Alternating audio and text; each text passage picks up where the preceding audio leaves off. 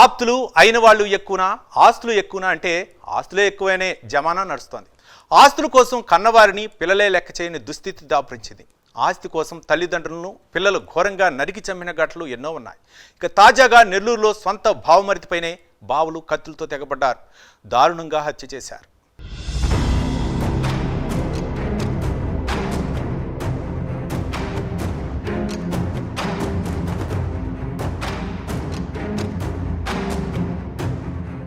ఓ function hall నిర్వహణలో తలెత్తిన కుటుంబ విభేదాలు ఏకంగా ప్రాణాన్నే తీశాయి. ఈ దారుణం నెల్లూరు జిల్లా ఉదయగిరిలో చోటు చేసుకుంది. ఇద్దరు బావలు బామ్మర్ది హమీద్ పై ఇనుపరాడ్లు కత్తులతో అత్యంత దారుణంగా దాడి చేసి హత్య చేశారు. అయితే ఈ ఘటనకు సంబంధించిన వీడియోను ఓ స్థానికుడు తీశాడు. ఇక సమాచారం అందుకున్న పోలీసులు సంఘటనా స్థలానికి చేరుకుని ఆధారాలను సేకరించారు. డెడ్ బాడీని మార్చురికి తరలించారు. కేసు నమోదు చేసుకుని దర్యాప్తు మొదలుపెట్టారు.